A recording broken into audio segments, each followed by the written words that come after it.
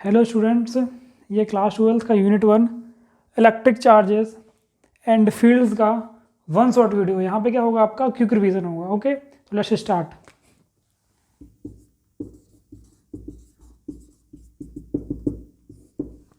देखो चार्ज क्या है, तो देखो क्लास 9th में आप लोगों ने एक डिफिनेशन पढ़ा होगा मैटर का। ठीक है, anything which occupy space and some have mass, वो क्या होता था, मैटर होता था। तो उस टाइम पे आप लोगों ने जो डेफिनेशन पढ़ा था वो आपकी क्या डेफिनेशन थी, इनकम्प्लीट थी। उसकी कंप्लीट डेफिनेशन क्या है, मैटर की कंप्लीट डेफिनेशन क्या है, anything which have some mass occupy space and have some charge is called matter. ठीक है, तो चार्ज आपका क्या होता है, ये मैटर की प्रॉपर्टी है। It is an intrinsic property of matter by which it attracts or repel other charge।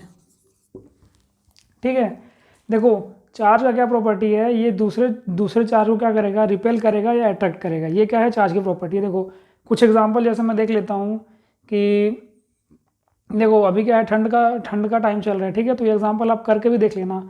आपका जो कंबल होगा ना, आप कंबल में सो रहे होगे, तो जब आप कंबल से बाहर आओगे तो देखना चिट चिट की आवाज़ आती है। तो वो किसके कारण आती है, वो चार्ज के कारण ही आती है। ठीक है, देखो आप स्केल लेना, छोटे छोटे, ये मतलब बचपन में आप लोगों ने किया होगा, जो पेपर होता है छोटा छोटा फाड़ लेना। ठीक है, स्केल को बाल में रब करना और फिर उसके पास ले जाना, तो वो क्या करेगा, अट्रैक्ट करेगा। तो ये अट्रैक्ट किसका कारण करता है, चार्ज के कारण करता है। ठीक है, स्केल में क्या हो जाता है, चार्ज इंड्यूस हो जाता है, तो वो क्या करता है, अट्रैक्ट करता है। कार पे भी देख लेना, आप कार पे बहुत देर तक बैठे होगे, कहीं जा रहे होगे, फिर जब आप कार की सीट से उतरोगे तो वहाँ पे भी आपको क्या है, चट चट की आवाज़ आती है। वो किसके कारण आती है, चार्ज के कारण आती है। चार्ज आपका, देखो चार्ज क्या करता है, इलेक्ट्रोस्टैटिक फोर्स प्रोड्यूस करता है। ठीक है, तो ये किसकी कहानी थी, चार्ज की कहानी थी।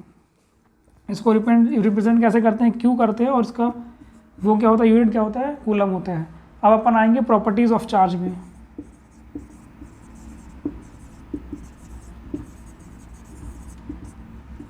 देखो प्रॉपर्टीज़ ऑफ चार्ज क्या होती है, इसकी 4-5 प्रॉपर्टीज़ होती है, पर ये क्या है, वन शॉट वीडियो है, ज़्यादा लंबा वीडियो नहीं बनाना है इसको, इसलिए क्या करेंगे अपन, मेन टॉपिक डिस्कस करेंगे। ठीक है, तो प्रॉपर्टीज़ ऑफ चार्ज इसकी क्या क्या प्रॉपर्टी होती है। देखो पहला क्या होता है, ये एडिटिव इन नेचर होता है, एडिटिविटी होता है। ठीक है, एडिटिव इन नेचर होता है। दूसरा क्या होता है, ये कंजर्वेटिव।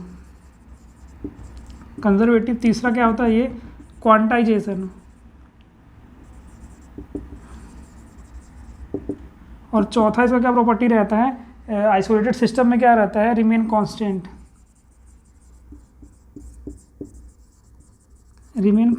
इन आइसोलेटेड सिस्टम। देखो मैं मतलब एक एक चीज़ एक्सप्लेन करूंगा इस वीडियो में, ये वीडियो आपको बहुत हेल्पफुल होगा। देखो प्रॉपर्टीज़ ऑफ चार्ज में पहली प्रॉपर्टी क्या थी, एडिटिविटी। मतलब क्या है कि अगर आपका मान लो चार्ज रखा है, ठीक है, मान लो यहाँ पे आपका चार्ज रखा है +1 रखा है, प्लस कूलम रखा है। ठीक है, 1 कूलम रखा है, -2 कूलम रखा है, +3 कूलम रखा है। तो यहाँ पे आप क्या करोगे, सिंपल क्या करोगे, चार्ज को क्या कर देना, ऐड कर देना, अलजेब्रिक सम कर देना। ये बोलता है प्रॉपर्टीज ऑफ चार्ज में एडिटिविटी, ये बोलता है क्या करना है कि सिंपली इसको ऐड कर देना, that is Q - 2Q + 3Q। तो ये कितना हो जाएगा, 3 × 4 - 2, तो 2Q आपका टोटल चार्ज बचेगा। कंजर्वेटिव में क्या बोलता है, कंजर्वेटिव ऑफ चार्ज क्या होता है कि charge can neither be created nor be destroyed but can be transferred from one form to another form. ठीक है, ये क्या होता है, आपका कंजर्वेशन ऑफ चार्ज होता है। अब क्वांटाइजेशन में क्या होता है, देखो ये आपका मान लो कोई सिस्टम है। अब क्वांटाइजेशन क्या बोलता है कि अगर आप किसी भी बॉडी को चार्ज दे रहे हो या किसी भी बॉडी से आप चार्ज ले रहे हो, तो इंटीजर में बात करना, मतलब Q आपका क्या होता है, ±NE। ठीक है, अगर मान लो इसको क्या करना है, चार्ज करना है, तो मैं क्या करूँगा, इस पर जो चार्ज दूंगा वो कैसा होगा, 1 इलेक्ट्रॉन, 2 इलेक्ट्रॉन, 3 इलेक्ट्रॉन, मतलब N यहाँ पे क्या है, आपका इंटीजर है। ठीक है, अगर मान लो मेरे को इसको इससे चार्ज लेना है, तो अगर मैं इस चार्ज से लूँगा तो क्या, कैसा चार्ज लूँगा, -1 इलेक्ट्रॉन, -2 इलेक्ट्रॉन, -4 इलेक्ट्रॉन। क्वांटाइजेशन क्या बोलता है, यहाँ पे आपका 2.5, 5/4, 1/2 फ्रिक्शन अलाउड नहीं है। ये आपका क्या बोलता है, क्वांटाइजेशन। ये क्या होता है, क्वांटाइजेशन ऑफ चार्ज। ठीक है, ये भी हो गया। उसके बाद क्या है आपका 4 प्रॉपर्टी क्या है, remain constant in an isolated system. इसका मतलब क्या है, ये आपका सिस्टम है, ये आपका क्या है, दूसरा सिस्टम है, नहीं मतलब ये आपका पहला सिस्टम है, ठीक है। इस पर आपका क्या रखा है, ये चार्ज रखा है, मान लो 3 चार्ज है, ये +2, ये +3 और ये -1 कूलम का। अब ये आइसोलेटेड सिस्टम में है, ठीक है। अब इसको आप ले जाओ आसमान में, ले जाओ मून में, ले जाओ, इसको हिला लो, इसमें पानी डाल दो, कुछ भी कर लो, जो टोटल चार्ज रहेगा वो इस पर भी रहेगा। ये टोटल चार्ज इसका कितना था, 2 कूलम -q + 3q, तो ये कितना हो जाएगा 4 कूलम। तो यहाँ पे जो टोटल चार्ज रहेगा वो कितना होगा आपका 4 कूलम रहेगा। अगर मान लो ये +2 है, ये +3 है कूलम है, तो यहाँ पे क्या हो जाएगा 2q + 3q + x = क्या होगा आपका 4q। तो 4 3 2 5 5q। तो ये क्या आ जाएगा आपका, यहाँ पे क्या बचेगा -q बचेगा। ये क्या है आपका चार्ज, क्या होता है charge remain constant in an isolated system. आप लोगों ने चार्ज पढ़ लिया, प्रॉपर्टीज ऑफ चार्ज पढ़ लिया। अब अपन आते हैं अपने नेक्स्ट टॉपिक पे।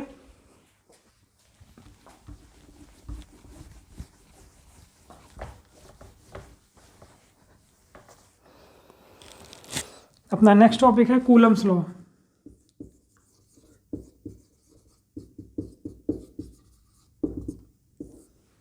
देखो कूलम्स लॉ हम लोग को एक्सप्लेन करना है, कूलम्स लॉ क्या होता है, ठीक है।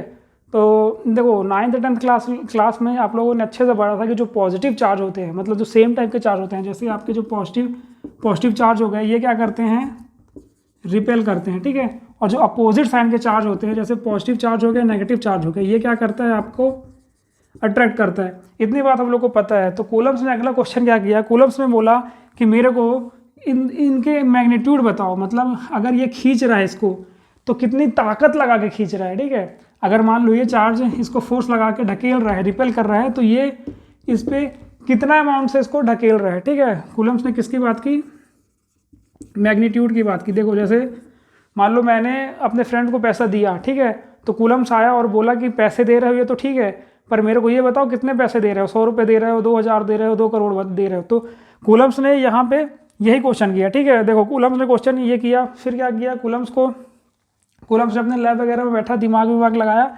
और एक क्या दिया अपना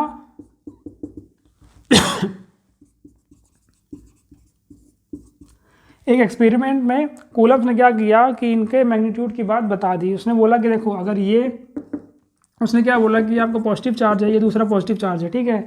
तो इन दोनों में जो फोर्स लग रहा है ना वो किसके बराबर है, KQ1Q2/r², ठीक है। उसने ये मैग्नीट्यूड बता दिया कि ये किसके बराबर है, KQ1Q2/r²। पर साथ में उसने ये भी बताया कि अगर ये चार्ज Q1 है, ये चार्ज Q2 है, तो ये इस पर फोर्स लगाएगा along the line joining centre of the charge. मतलब ये इस पर फोर्स लगाएगा ऐसा, इसके सेंटर से पास होता हुआ। उसी तरह से Q1 पर फोर्स लगाएगा तो ये भी इस पर फोर्स लगाएगा इसके सेंटर से पास होता हुआ। ऐसा नहीं है कि Q1 इस पर फोर्स लगाया और आधा तिरछा फोर्स नहीं लगा सकता, ठीक है। ये ऐसा फोर्स लगा रहा है, ऐसा चला गया, ऐसा फोर्स लगा रहा है, ऐसा उड़ा दिया, ऐसा नहीं होगा। ये इस पर फोर्स लगाएगा तो along joining centre of the charges पे लगाएगा, ठीक है। ये आपका क्या हो गया, कूलम्स लॉ हो गया। अब आपका नेक्स्ट टॉपिक आता है, देखो इस पे मैंने क्या है कि इंपॉर्टेंट टॉपिक आपका पूरा क्या कर लिया है, रिवीजन के लिए दिख लिया, ठीक है। उसी सीक्वेंस पे आप लोगों को ये देखना है। तो कूलम्स लॉ के बाद आपका नेक्स्ट टॉपिक आता है परमिटिविटी।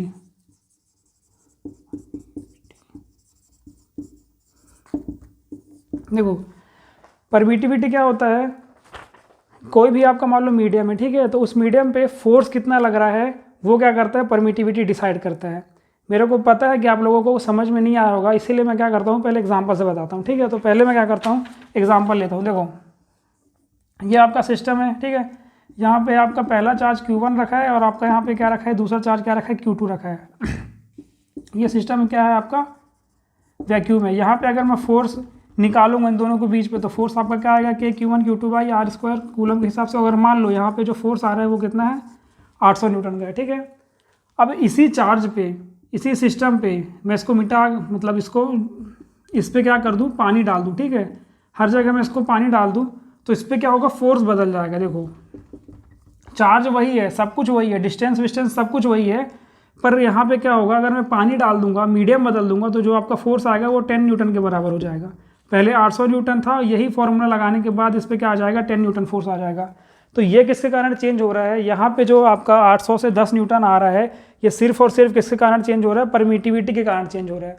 परमिटिविटी ही डिसाइड करता है कि अगर मान लो आपका चार्ज किसी मीडियम पे रखा है तो उस पर कितना फोर्स लग रहा है, वो परमिटिविटी ही डिसाइड करते हैं। परमिटिविटी होता क्या है, देखो फोर्स आपका क्या होता है, के Q1 Q2 by are square. तो यहाँ पे के आपका क्या होता है 1/4 पाई एप्सिलॉन नॉट। ये क्या है आपका परमिटिविटी, और इसका वैल्यू कितना होता है 8.85 into 10⁻⁻12 coulomb Newton m-2 c²। ठीक है, ये क्या आपका परमिटिविटी है। तो ये क्या करता है, परमिटिविटी क्या करता है, कितना फोर्स लग रहा है। Permittivity directly proportional to medium है। ये डिसाइड करता है कि दो अगर चार्ज है तो कितना फोर्स लग रहा है, फोर्स की क्या वैल्यू आएगी, ये परमिटिविटी डिसाइड करता है। ये क्या है आपका परमिटिविटी। देखो अब आपका जो नेक्स्ट टॉपिक आता है वो क्या है आपका रिलेटिव परमिटिविटी और डाइलेक्ट्रिक कांस्टेंट। डाइलेक्ट्रिक कांस्टेंट या रिलेटिव परमिटिविटी। डाइलेक्ट्रिक कांस्टेंट, देखो रिलेटिव परमिटिविटी या डाइलेक्ट्रिक कांस्टेंट क्या होता है, देखो एप्सिलॉन आर। अब देखो रिलेटिव परमिटिविटी का क्यों बात कर रहे हैं हम लोग, ये क्या होता है आपका डाइलेक्ट्रिक कांस्टेंट के। देखो साइंटिस्ट लोग क्या करते हैं ना, कुछ भी चीज़ उन लोग को मिलता है ना, तो क्या करते हैं उसको तोड़ते चले जाते हैं। ठीक है, तो यहाँ पे क्या है आपका, जब आप एप्सिलॉन की वैल्यू निकालोगे तो ये यूनिट आ रही थी। ठीक है, अब इस यूनिट को हटाने के लिए उन लोगों ने एक नया टर्म इंट्रोड्यूस किया रिलेटिव परमिटिविटी का। उन लोगों ने बोला कि बार बार यूनिट क्यों लिखना, तो एप्सिलॉन आर उन लोगों ने क्या इंट्रोड्यूस किया, एप्सिलॉन ऑफ मीडियम, ठीक है, अपॉन एप्सिलॉन ऑफ एयर। तो अगर देखो मेरे को कोई रिलेटिव परमिटिविटी दे रहा है, ठीक है, रिलेटिव परमिटिविटी मान लो मेरे को कोई 3 दिया है, तो मैं क्या कर सकता हूँ, इससे एप्सिलॉन ऑफ मीडियम निकाल सकता हूँ। मतलब फोर्स आपका चार्ज किस मीडियम में रखा है मैं वो निकाल सकता हूँ। तो वो आपका क्या आएगा, देखो epsilon of medium is equal to epsilon of air, तो मेरे को पता ही रहता है epsilon of air into relative permittivity 3। तो यहाँ से मेरे को क्या पता चल जाएगा, एप्सिलॉन ऑफ मीडियम पता चल जाएगा। ठीक है, इतनी बात समझ में आ रही है। मतलब देखो जो एप्सिलॉन ऑफ जो एयर है उतने गुना हो जाएगा, एप्सिलॉन ऑफ एयर से मल्टीप्लाई हो जाएगा। ठीक है, और मेरे को अगर एप्सिलॉन ऑफ आर पता है तो। अब आपका नेक्स्ट टॉपिक है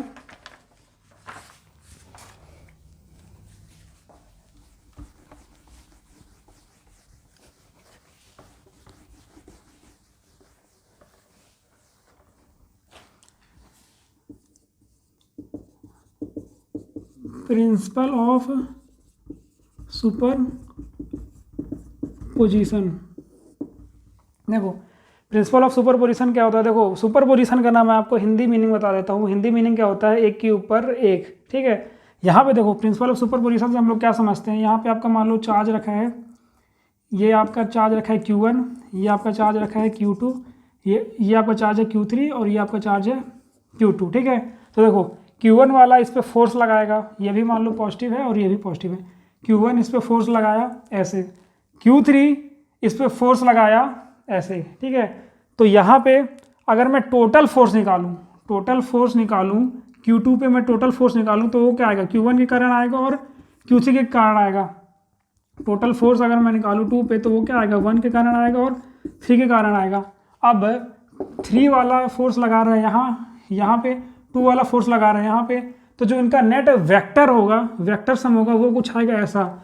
और ये क्या है आपका सम ओवरऑल फोर्स है इसके कारण और इसके कारण। तो इससे हम लोग क्या समझते हैं, वेक्टर जो सम हो रहा है वो क्या है आपका प्रिंसिपल ऑफ सुपरपोजिशन है। ठीक है, ये वाला जो फोर्स लगा रहा है, ये वाला जो फोर्स लगा रहा है, इन दोनों को हम वेक्टर सम कर देंगे, जो आएगा वो आपका क्या है, प्रिंसिपल ऑफ सुपरपोजिशन है।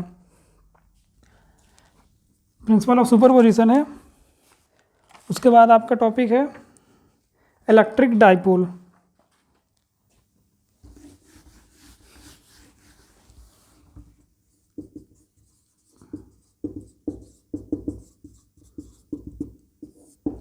देखो इलेक्ट्रिक डाइपोल क्या होता है, 2 similar and opposite charge separated by a small distance is called electric dipole. Electric dipole क्या हुआ है, देखो ये आपका पॉजिटिव चार्ज है, इसी मैग्नीट्यूड का नेगेटिव चार्ज, और इन दोनों की दूरी अगर क्या रखें हम लोग, कम रखें, तो ये जो सीन क्रिएट हो रहा है ये आपका क्या है, इलेक्ट्रिक डाइपोल। ठीक है, इसकी जो लेंथ है वो हम लोग 2a ऐसे रिप्रेजेंट करते हैं, मतलब ये आधी लेंथ a और ये आधी लेंथ a। आप अगर इनको दो ए रखोगे तो भी कोई दिक्कत नहीं है, पर जो इनको रिप्रेजेंट करते हैं वो क्या करते हैं 2a से करते हैं, ठीक है। और ये है पॉजिटिव, ये है नेगेटिव, ये इक्वल एंड अपोजिट होते हैं। और इसका डायरेक्शन कहाँ से कहाँ तक होता है, इसका डायरेक्शन होता है नेगेटिव से पॉजिटिव। यहाँ पे लिख लो, जैसे ये आपका डाइपोल है, ये आपका दूसरा डाइपोल है, इसका डाइपोल का डायरेक्शन कहाँ से होता है, नेगेटिव से पॉजिटिव की तरह होता है, ठीक है। अब अपन आते हैं electric dipole, electric dipole movement. Electric dipole movement क्या होता है, देखो ये क्या करता है, डाइपोल की ना स्ट्रेंथ बताता है कि डाइपोल कितना स्ट्रांग है, डाइपोल में कितना पावर है। जैसे देखो ये एक पॉजिटिव, ये एक नेगेटिव, ये एक डाइपोल है। अगर मान लो ये 5 कूलम का चार्ज है और यहाँ पे -5 कूलम का, -5 कूलम का चार्ज है, ये भी एक डाइपोल है। तो अब इलेक्ट्रिक डाइपोल की मदद से हम क्या फाइंड करेंगे, किस पे चार्ज, किसकी स्ट्रेंथ ज़्यादा है। वो क्या होती है आपकी, ये एक वेक्टर क्वांटिटी होती है, P vector, that is Q × 2a, ठीक है। मतलब इसका चार्ज का, जैसे यहाँ पे 5 Q है तो यहाँ से 5 Q आ जाएगा, यहाँ पे Q है तो यहाँ पे Q आ जाएगा। तो ये क्या आता है आपका इलेक्ट्रिक डाइपोल मूवमेंट, ठीक है। इसका यूनिट क्या होता है, कूलम मीटर। और अगर कोई आपसे बोले, मतलब क्वेश्चन है, ये क्वेश्चन है, वही मैं बता रहा हूँ कि क्या मैं इसको, अभी क्या ये CM है तो क्या इसको मैं MC लिख सकता हूँ, तो आप लोग क्या बोलोगे, ये इनकरेक्ट हो जाएगा। क्यों, क्योंकि इसका यूनिट है CM, अपन को क्या लिखना है, कूलम मीटर ही लिखना है, क्योंकि जो MC होता है ये मिली कूलम होता है, ठीक है। तो अपन को जो यूनिट लिखना है वो CM ही लिखना है। ये क्या हो गया आपका इलेक्ट्रिक डाइपोल मूवमेंट। इसकी डायरेक्शन भी कहाँ से कहाँ होती है, नेगेटिव से पॉजिटिव। ये क्या होती है, एक वेक्टर क्वांटिटी होती है, इसकी यूनिट ये होती है। अब क्या करना है, इलेक्ट्रिक डाइपोल हो गया, इलेक्ट्रिक डाइपोल मूवमेंट हो गया। अब हम लोग को क्या करना है, इलेक्ट्रिक डाइपोल के इलेक्ट्रिक, ये जो पॉजिटिव, ये आपका इलेक्ट्रिक डाइपोल मान लो, इसके एक्सेस में क्या करना है मेरे को, इलेक्ट्रिक फील्ड फाइंड करना है। देखो ये आपका डाइपोल है, ये पॉजिटिव और ये नेगेटिव, ये आपका डाइपोल है। Electric field on the axis of dipole, इसके एक्सेस पे, मतलब ये चले गए यहाँ और ये चले गए यहाँ। अब आप यहाँ पे कहीं पे भी इसके एक्सेस पे इलेक्ट्रिक फील्ड फाइंड कर सकते हो, और वो क्या होती है आपकी 2kp/r³, ठीक है। उसी तरह से इसके इक्वेटोरियल पॉइंट पे भी हम लोग फाइंड कर सकते हैं, ठीक है। Electric field on equatorial, electric field on the axis of dipole, electric field on the equatorial point of dipole. देखो ये आपका डाइपोल है, ठीक है। अब इसके इक्वेटोरियल, मतलब इसके यहाँ पे मेरे को क्या फाइंड करना है, इलेक्ट्रिक फील्ड फाइंड करना है। तो वो क्या होगी, देखो इसके यहाँ पे यहाँ कहीं पे भी अगर मेरे को इलेक्ट्रिक फील्ड फाइंड करना है तो वो क्या होगी आपकी kp/r³, electric field on equatorial point. और मेरे को एक पॉइंट यहाँ पे, ये भी आप लोग को जानना होगा जरूरी, क्योंकि क्वेश्चन आता है CBSE में। देखो इसकी डायरेक्शन कहाँ से कहाँ तक होती है, इलेक्ट्रिक डाइपोल की डायरेक्शन कहाँ से कहाँ तक होती है, नेगेटिव से पॉजिटिव, ठीक है। और यहाँ पे अगर मान लो मैं इलेक्ट्रिक, इस पॉइंट पे मैंने निकाला, क्या निकाला, इलेक्ट्रिक फील्ड निकाला, तो इसकी डायरेक्शन इसके अपोजिट होगी, ऐसे होगी। तो यहाँ पे आपका क्या आता है, -kp/r³, अगर आप वेक्टर की बात कर रहे हो, डायरेक्शन देख रहे हो तो। देखो ये हो गया, एक्सेस पे हो गया, ये इक्वेटोरियल पॉइंट पे हो गया। अब अपन क्या करेंगे, एक यूनिफॉर्म मैग्नेटिक फील्ड में डाइपोल को रख देंगे, ठीक है। और फिर उसमें देखेंगे कि उस पर क्या क्या फोर्स लग रहा है, क्या हो रहा है।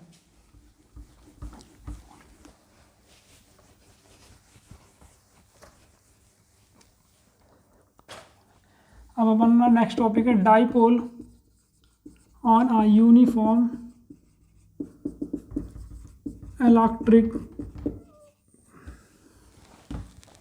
Dipole on a uniform electric field, FIELD। देखो ये मैंने क्या बनाया, यूनिफॉर्म इलेक्ट्रिक फील्ड बनाई, और इस पर क्या रख दिया, एक डाइपोल रख दिया। ये क्या है, यूनिफॉर्म इलेक्ट्रिक फील्ड, और उस पर क्या रख दिया, डाइपोल रख दिया। तो देखो अब बताना, ये आपका चार्ज है, पॉजिटिव चार्ज है, ये आपका नेगेटिव चार्ज है, ठीक है। इस पर ये फोर्स लगा, फोर्स का क्या है आपका QE, और इस पर फोर्स लग रहा है, यहाँ पे फोर्स की वैल्यू क्या है, -QE। तो देखो इस पर फोर्स लगा, इस पर फोर्स लगा, मैग्नीट्यूड सेम है, डायरेक्शन अपोजिट है, तो फोर्स तो जो हो गया कितना, 0, ठीक है। अब समझना, ये मान लो ये आपका डाइपोल है, ठीक है, मैंने इसको किस में रखा, यूनिफॉर्म इलेक्ट्रिक फील्ड में ऐसे रखा। अब इस पर फोर्स लग रहा है, इसको कोई ऐसे पकड़ के खींच रहा है और इसको कोई ऐसे पकड़ के खींच रहा है, तो ये क्या हो जाएगा, ऐसे रोटेट हो जाएगा, ठीक है, घूम रहा है, घूमेगा मतलब क्या आएगा, टॉर्क आएगा। टॉर्क आएगा तो टॉर्क की वैल्यू फाइंड करते हैं। यहाँ पे टॉर्क आपका क्या आएगा, P क्रॉस E आएगा, ठीक है। तो टॉर्क आपका क्या हो जाएगा, PE साइन थीटा, बिल्कुल यहाँ पे वेक्टर रहेगा, ठीक है। टॉर्क क्या होगा आपका, P cross E PE sine theta.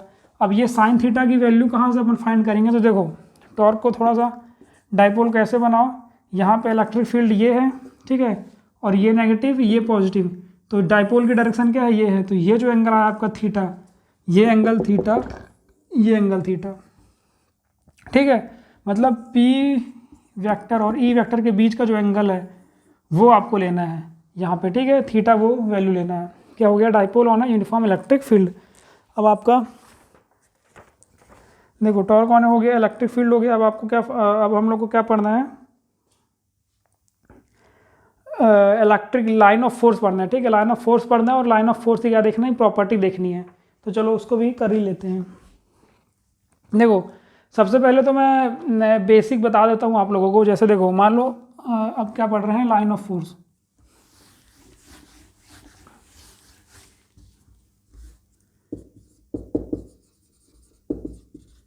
Direction of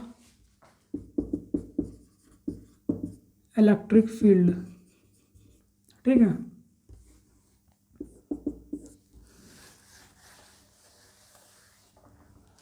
देखो यहाँ पे आपका क्या रखा है, सोर्स चार्ज रखा है, यहाँ पे आपका कोई भी चार्ज रखा है, ठीक है। चार्ज रखा है तो क्या होगा, इसके आसपास क्या होगी, इसकी फील्ड होगी, इलेक्ट्रिक फील्ड होगी। अब हम लोग क्या कर रहे हैं, एक छोटा सा टेस्ट चार्ज है, छोटा सा टेस्ट चार्ज को उठा के क्या रख रहे हैं, इसके फील्ड में रख रहे हैं, इसके इलेक्ट्रिक फील्ड में हम लोगों ने रखा। अब ये पॉजिटिव ये भी पॉजिटिव, तो इस पर क्या लगेगा, इसके ये इस पर क्या लगाएगा, फोर्स लगा के इसको भगाएगा, ठीक है। इसको फोर्स लगा के क्या भगा दिया, ऐसे इसको भगा दिया। अब ये जो डायरेक्शन है, ये डायरेक्शन हम लोग को क्या आई, ये किसकी डायरेक्शन मिली हम लोग को, ये इलेक्ट्रिक फील्ड की डायरेक्शन हम लोग को मिली, ठीक है। अगर मान लो टेस्ट चार्ज उठा के हम लोग यहाँ पे रख दिए, ठीक है, और ये फोर्स लगा के इसको ऐसे भगाया, तो ये जो डायरेक्शन है ये किसकी डायरेक्शन है, इलेक्ट्रिक फील्ड की डायरेक्शन है, ठीक है। ये बात समझ में आई। अब क्या देखेंगे, properties of line of force. इसको नोट डाउन कर लो, नहीं तो सब PDF में मिल जाएगा आप लोग को। प्रॉपर्टीज ऑफ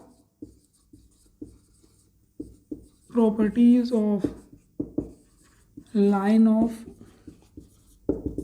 फोर्स, ठीक है। देखो वैसे तो 14 से लेके 15 मतलब 18 तक इसकी प्रॉपर्टीज़ होती हैं, पर इस वीडियो में हम लोग 6-7 इंपॉर्टेंट टॉपिक देख लेंगे, ठीक है।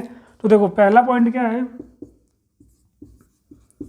Originate from positive charge and originate from positive charge and end at negative charge, ठीक है। इसका क्या मतलब, इसका मतलब ये देखो, ये आपका पॉजिटिव चार्ज है, ये आपका पॉजिटिव चार्ज है, ये आपका नेगेटिव चार्ज है। मेरे से क्या बोल रहा है, ओरिजिनेट फ्रॉम पॉजिटिव चार्ज, मतलब पॉजिटिव चार्ज से आपका शुरुआत होता है और ख़त्म कहाँ पे होता है, नेगेटिव चार्ज में होता है। मतलब ये ऐसा कुछ यहाँ से स्टार्ट हुआ और यहाँ से ख़त्म हो गया। दूसरा पॉइंट क्या बोलता है, कंटिन्यूस कर्व होती है, ठीक है। इलेक्ट्रिक फील्ड लाइन आपकी क्या होती है, कंटिन्यूस कर्व होती है। देखो इलेक्ट्रिक फील्ड लाइन और लाइन ऑफ फोर्स दोनों एक ही बात होती है, एक ही चीज़ है दोनों। कंटिन्यूस कर्व होती है मतलब क्या, कि जो आपकी ये जो कर्व होती है इलेक्ट्रिक फील्ड लाइन, ये क्या होती है, ऐसे कंटिन्यूस होती है, ये ऐसी होती है, ऐसे मतलब बीच में ब्रेक डाउन नहीं होता उसमें, ठीक है, कंटिन्यूस होती है। तीसरा पॉइंट क्या है आपका, जो जैसे देखो आपका मान लो ये सिलेंडर है, ठीक है, यहाँ पे आपका सोर्स चार्ज रखा है। अब ये इसके कारण क्या होगी, इलेक्ट्रिक फील्ड लाइन्स होंगी, इसकी कुछ होगी, तो ये जब सिलेंडर के पास जाएगा, ऐसे सिलेंडर के पास मान लो जा रहे हैं, तो इसको ऐसे चीरता हुआ नहीं चला जाएगा। मतलब कि क्या, अगर इलेक्ट्रिक फील्ड लाइन्स ऐसे जा रही हैं, ये आपका सिलेंडर है, तो ये ऐसे होके ऊपर से होके ऐसे चली जाएगी, ठीक है। इसके अंदर जो होता है इनसाइड, देखो inside the conductor electric field is always 0, ठीक है। ये क्या हो गया आपका तीसरा पॉइंट। और चौथा पॉइंट क्या हो जाएगा, कि जो जैसे कि देखो ये जो यहाँ से जो लाइंस निकल रही हैं, इलेक्ट्रिक फील्ड लाइंस निकल रही हैं सिलेंडर के या कंडक्टर के ऑलवेज परपेंडिकुलर होती हैं, always perpendicular to the surface of conductor, ठीक है। और पांचवा पॉइंट आप क्या है, अगर ये आपका कर्व है, ठीक है, ये आपका क्या है, कर्व है, इस कर्व में मेरे को क्या फाइंड करना है, इलेक्ट्रिक फील्ड की डायरेक्शन फाइंड करना है। तो मैं क्या करूँगा, किसी इस पॉइंट पे मान लो मेरे को क्या फाइंड करना है, इस कर्व के इस पॉइंट पे मेरे को क्या फाइंड करना है, इलेक्ट्रिक फील्ड की डायरेक्शन फाइंड करना है। तो मैं क्या करूँगा, इस पर टेंजेंट डाल दूंगा, टेंजेंट की जो डायरेक्शन मिलेगी ये इस किसकी डायरेक्शन होगी, इलेक्ट्रिक फील्ड की डायरेक्शन होगी। तो कैसे लिखोगे आप इसको, draw tangent to the curve and the direction, मतलब इसको लिख लेना, ठीक है। ये मैं बता दे रहा हूँ, देखो ये कर्व है आपका, ठीक है, कंटिन्यूस कर्व होता है। किसी पॉइंट पे अगर आप टेंजेंट डालोगे तो जो डायरेक्शन टेंजेंट की होगी वही डायरेक्शन आपकी किसकी होगी, इलेक्ट्रिक फील्ड की डायरेक्शन होगी। अब एक मोस्ट इंपॉर्टेंट पॉइंट मैं बताने जा रहा हूँ, electric field lines never intersect each other. यहाँ पे मैं सिर्फ लिखूँगा नेवर इंटरसेक्ट, ठीक है, electric field lines never intersect each other, ऐसा आएगा क्वेश्चन में। क्वेश्चन में क्या लिखा होगा, electric field lines never intersect each other, और पूछेगा कि ऐसा क्यों होता है, ठीक है, हर बार पूछता है ये क्वेश्चन, तो मतलब बहुत इंपॉर्टेंट है। तो ऐसा देखो क्यों होता है, देखो ये आपकी पहली कर्व और ये दूसरी कर्व, अगर ये इंटरसेक्ट हो जाएगी तो हम लोग को एक ही पॉइंट पे, देखो इस पॉइंट पे ये लाइन है आपकी, इस पर एक टेंजेंट बनेगी, और एक ये कर्व है, इसी पॉइंट पे एक और टेंजेंट मिल जाएगी। मतलब एक ही पॉइंट पे हम लोगों को दो डायरेक्शन मिल रही है इलेक्ट्रिक फील्ड की, जो कि पॉसिबल नहीं है, इसीलिए electric field lines never intersect each other. चलो ये 6-7 प्रॉपर्टी हो ही गई होंगी, 6-7 प्रॉपर्टी हो गई हैं। अब अपन नेक्स्ट टॉपिक पे चलते हैं।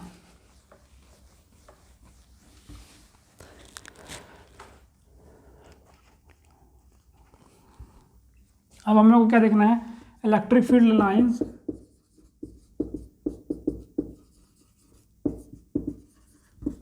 Due to different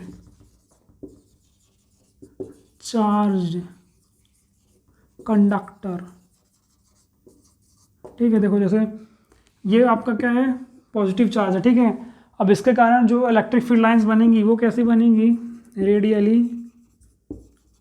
outward, that is देखो इसके कारण जो बनेगी ये ऐसी बनेंगी electric field lines radially outward. और नेगेटिव चार्ज के कारण कैसे बनेंगी इलेक्ट्रिक फील्ड लाइंस,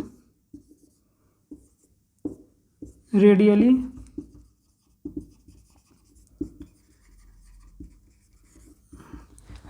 इनवर्ड, ठीक है।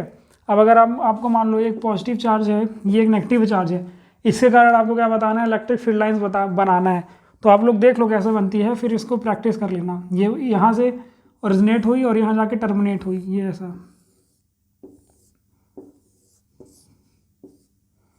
ये ऐसे निकल जाती है, ठीक है।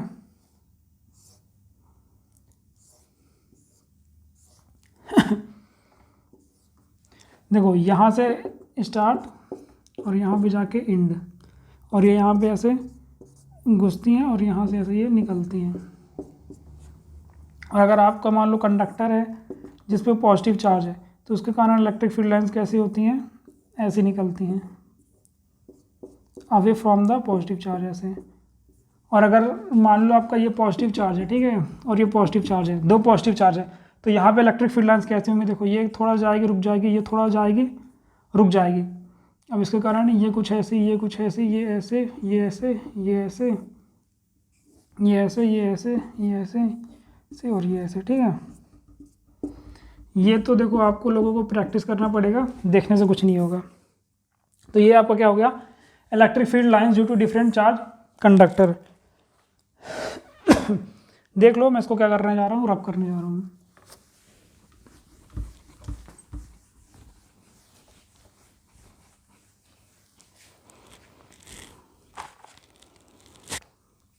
अब मेरा टॉपिक क्या, नेक्स्ट टॉपिक क्या है, ये आपका चार्ज रिंग है, ठीक है। अब मेरे को क्या फाइंड करना है, electric field electric field due to axis of electric field on the axis of charge ring. ठीक है, देखो इसका जैसे पूरा लेक्चर अगर आप लोग को कुछ भी चाहिए, कुछ भी हेल्प चाहिए, आप लोग क्या करो कमेंट सेक्शन में जो भी आपको हेल्प चाहिए मेरे को टाइप कर दो, मैं सब कुछ बना दूंगा। ठीक है, तो देखो आपका ये रिंग रखा है, यहाँ पे क्या है, मैं इसको क्या कर रहा हूँ प्लस क्यू चार्ज दे रहा हूँ। तो इसके एक्सेस में किसी भी डिस्टेंस है, मान लो इसके एक्सेस के एक्स डिस्टेंस पे आर रेडियस के रिंग पे मेरे को क्या फाइंड करना है, इलेक्ट्रिक फील्ड फाइंड करना है। ठीक, तो इलेक्ट्रिक फील्ड यहाँ पे क्या आएगी आपकी के, ये क्यू, ये वाली distance x upon X square plus radius का स्क्वायर की पावर 3/2। ठीक है, और यहाँ पे जो इलेक्ट्रिक फील्ड आएगी वो कैसी आएगी, अवे फ्रॉम द, देखो जैसे पॉजिटिव है तो यहाँ कैसे क्या आएगी, अवे आएगी, और अगर मान लो यहाँ पे क्या आएगी, away from the positive charge, और यहाँ पे अगर नेगेटिव है इसके मैं एक्सेस में इस पॉइंट पे निकालूंगा तो यहाँ से क्या आएगी, टूवर्ड आएगी, और मैग्नीट्यूड क्या होगा, यही होगा K Q X upon X square plus R square की पावर 3/2 इलेक्ट्रिक फील्ड होगी एक्स डिस्टेंस पे। ठीक है, अब इस पे स्पेशल पॉइंट पे क्या पूछता है, दो स्पेशल पॉइंट पे क्वेश्चन आते हैं। पहला स्पेशल पॉइंट क्या है कि इलेक्ट्रिक फील्ड बताना है मेरे को एट सेंटर पे। ठीक है, मतलब अभी हम लोग क्या कर रहे थे, एक्स डिस्टेंस पे फाइंड कर रहे थे। ठीक है, अब इसको मिटा के मतलब ये जो एक्स डिस्टेंस है मेरे को कहाँ पे फाइंड करना है, इसके सेंटर पे फाइंड करना है। मतलब मैं क्या कर रहा हूँ, इसको मिनिमाइज़ करके मिटा के मैं क्या कर रहा हूँ, इसको सेंटर पे इलेक्ट्रिक फील्ड फाइंड कर रहा हूँ। ठीक है, मतलब देखो अभी क्या था, अपन एक्स पे फाइंड किए तो एक्स पे आपकी क्या आई थी, K Q X upon X square plus R square. अब मेरे को इसको रब करके सेंटर पे पूछ रहा है। ठीक है, तो सेंटर पे निकालने के लिए हम लोग क्या करेंगे, एक्स की वैल्यू क्या कर रहे हैं, जीरो कर रहे हैं, तो यहाँ पे मैं क्या करूँगा, जीरो डाल दूंगा, तो ये पूरे क्वेश्चन क्या बन जाएगा, जीरो। तो इलेक्ट्रिक फील्ड सेंटर में क्या आ जाएगी आपकी, जीरो। दूसरा मेरे से क्या पूछता है, दूसरा बोलता है कि इलेक्ट्रिक फील्ड मेरे को बताना है, इलेक्ट्रिक फील्ड एट व्हेन आपका ये जो एक्स है, एक्स ग्रेटर देन आर नहीं, तब मेरे को बताना है। मतलब ये जो एक्स की वैल्यू पे हम लोग फाइंड किए थे इलेक्ट्रिक फील्ड, जो कि वैल्यू इतनी आई थी, अब मैं क्या कर रहा हूँ, एक्स की वैल्यू बहुत बड़ी कर रहा हूँ। ठीक है, तो देखो इस केस में क्या होगा, जो आपका रेडियस है ये आर यहाँ पे है, तो क्या है, कंपेयर करेंगे। देखो एक्स जब आपका बड़ा है आर से, तो यहाँ पे क्या है, एक्स स्क्वायर, आर यहीं पे है ना, तो जब मैं इसका स्क्वायर कर दूंगा तो जो एक्स का वैल्यू होगा वो क्या होगा, आर स्क्वायर से और बड़ा हो जाएगा। ठीक है, जब एक्स का वैल्यू, एक्स स्क्वायर का वैल्यू इतना बड़ा हो जाएगा तो यहाँ पे आप क्या होगा, आर को क्या कर दोगे, जीरो कर दोगे। आपको जब आर को जीरो किए तो इलेक्ट्रिक फील्ड मेरे को क्या मिलेगा, के Q X upon x cube, तो यहाँ से एक्स कटा, एक्स स्क्वायर बचा, तो यहाँ पे मेरे को फॉर्मूला क्या आ गया, के क्यू बाई एक्स स्क्वायर। ठीक है, ये इस केस का है। देखो अब वैसे भी सोचो, ये आपकी रिंग है। ठीक है, आप क्या कर रहे हो, इस रिंग से बहुत दूर डिस्टेंस पे इलेक्ट्रिक फील्ड फाइंड कर रहे हो, तो ये रिंग आपके लिए कैसे बिहेव करेगी, पॉइंट चार्ज के लिए बिहेव करेगी। तो यहाँ पे ये के क्यू बाई एक्स स्क्वायर क्या आ गया, पॉइंट चार्ज का फॉर्मूला आ गया। तो ये रिंग ये रिंग का भी टॉपिक क्या हुआ, कंप्लीट हुआ। अब अपना 3 टॉपिक बचा है, इलेक्ट्रिक फ्लक्स बचा है, गॉस बचा है, और उसके बाद भी 2 टॉपिक हैं, तो अभी उसको कवर कर देते हैं। फिर नेक्स्ट चैप्टर के भी वीडियो मैं बना के अपलोड कर दूंगा।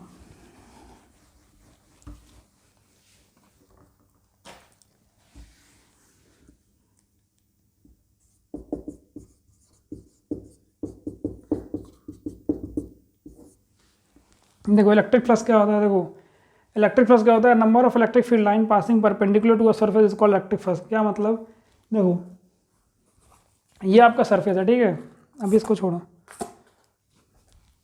क्या है, इंपॉर्टेंट टॉपिक है तो थोड़ा सा एग्जांपल लेके समझाना पड़ता है। देखो इलेक्ट्रिक फ्लक्स क्या होता है, ये आपका सरफेस है। ठीक है, और ये आपकी क्या है, इलेक्ट्रिक फील्ड लाइन्स है। अब मेरे से क्या बोलते हैं, इलेक्ट्रिक फ्लक्स क्या बोलते हैं, the number of electric field lines passing, ये देखो ये पास हो रही है, इसके परपेंडिकुलर से जा रही है। ठीक है, अब मेरे से क्या बोल रहा है, द नंबर, मतलब जितनी नंबर इलेक्ट्रिक फील्ड लाइन, जैसे देखो इस सरफेस में मान लो दो इलेक्ट्रिक फील्ड लाइन इसके परपेंडिकुलर होके पास होके ऐसे जाती हैं। ठीक है, तो यहाँ पे फ्लक्स की क्या वैल्यू आएगी, 2 आएगी। ठीक है, 2 जा रही हैं, जैसे देखो ये क्या आपका अभी क्या बताया था, ये आपका सरफेस है इलेक्ट्रिक फ्लक्स, ये आपका सरफेस है, यहाँ से भी क्या जा रही हैं, 2 लाइन जा रही है, तो यहाँ पे जो बनेगा वैल्यू आएगा वो क्या आएगा, 2 आएगा।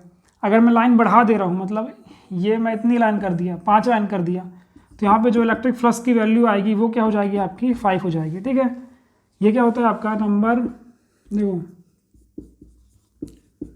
The number of electric FIELD field line passing perpendicular to the surface. ठीक है, यहाँ पे तो देखो कोई दिक्कत नहीं है, पर जो एरिया जो फॉर्मूला होता है ना इलेक्ट्रिक फ्लक्स का, वो क्या होता है E vector dot A vector. तो अब ये कहाँ से आ गया, तो देखो हम लोग करते क्या है यहाँ पे, जैसे देखो आपका सरफेस है, ठीक है, परपेंडिकुलर लाइन जा रही है, आपका सरफेस है, लाइन क्या जा रही है, परपेंडिकुलर जा रही है, तो मैं तुरंत कैलकुलेट कर लिया, 2 जा रही थी 2, 5 जा रही थी 5, पर होता क्या है, ये आपका सरफेस एरिया है, ठीक है, यहाँ पे क्या सरफेस एरिया। अब अगर मान लो इलेक्ट्रिक फील्ड लाइन डायरेक्शन में जा रही है, ऐसी डायरेक्शन में जा रही है, मतलब आपका ये आपका क्या है, ये आपका क्या है सरफेस है, और इलेक्ट्रिक फील्ड लाइन ऐसे जा रही है।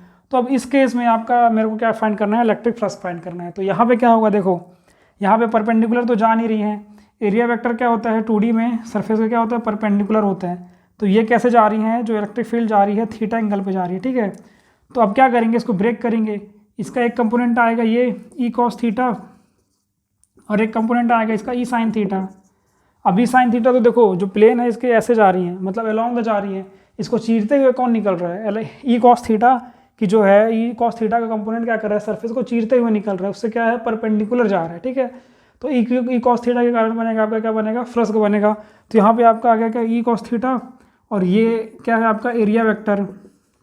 तो यहाँ पे जो फ्लक्स का वैल्यू आएगा वो क्या आएगा, E cos थीटा के कारण हो रहा है और एरिया वेक्टर के कारण हो रहा है, तो फ्लक्स का आपका क्या आ जाएगा E vector dot A vector. अब आपका नेक्स्ट और इम्पॉर्टेंट टॉपिक कौन सा है, गॉस लॉ।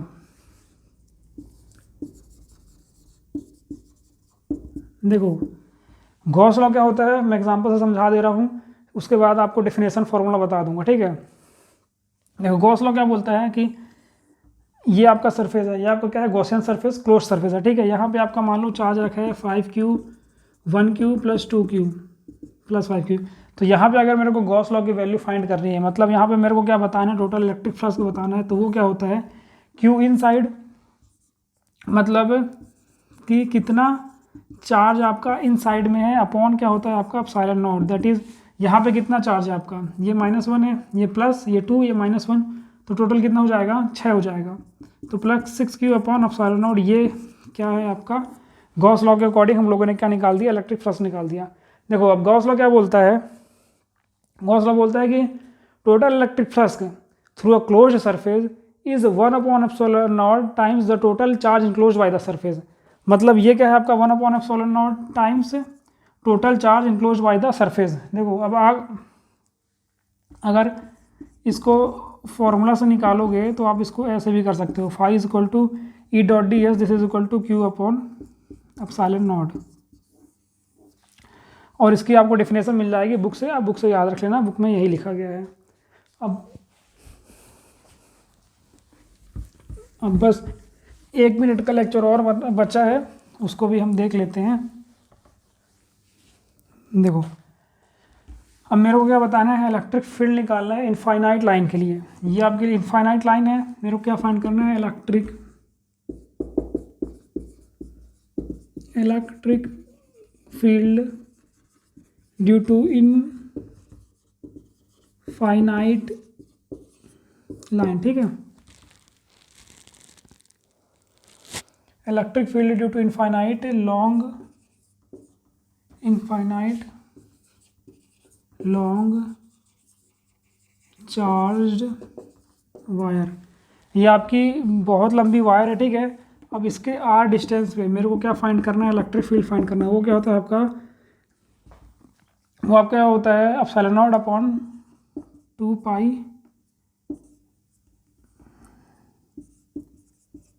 देखो ये आपका क्या होता है, इलेक्ट्रिक फील्ड होता है इनफाइनाइट लाइन के कारण जो आपके R डिस्टेंस पे जो इलेक्ट्रिक फील्ड आता है वो क्या होता है lambda upon 2 pi epsilon not R। ठीक है, यहाँ पे लैम्डा आपका क्या है, चार्ज पर यूनिट लेंथ, मतलब मान लो ये यूनिट लेंथ पे कितना चार्ज है, ये क्या है आपका लैम्डा है। ठीक है, समझ गए, इनफाइनाइट इसको मतलब आप ऐसे निकाल सकते हो, देखो गॉसियन सरफेस बनाया, वो सब बात फिर हम लोग डिटेल में जब करेंगे, डिटेल में जब डिस्कस करेंगे तो ये सब बता देंगे। अभी आप इतना रखो, इनफाइनाइट लॉन्ग चार्ज वायर के कारण ये आपके क्या है, चार्ज वायर है, ठीक है, पूरी चार्ज वायर है। इसके कारण जो आपका इलेक्ट्रिक फील्ड बनेगा आर डिस्टेंस पे, वो क्या आता है λ/2πε0r। और infinite plane sheet, infinite charge plane sheet, ये आपकी क्या है, प्लेन सीट है, ठीक है। ये क्या है, बहुत बड़ी आपकी इनफाइनाइट प्लेन सीट है, और इसके कारण मेरे को इलेक्ट्रिक फील्ड निकालनी, तो वो क्या आती है आपकी सिग्मा अपॉन 2 से, ये क्या होती है आपकी इलेक्ट्रिक फील्ड क्या होती है, सिग्मा अपॉन 2 एप्सिलॉन नॉट, और ये क्या होता है आपका सरफेस चार्ज डेंसिटी। ओके।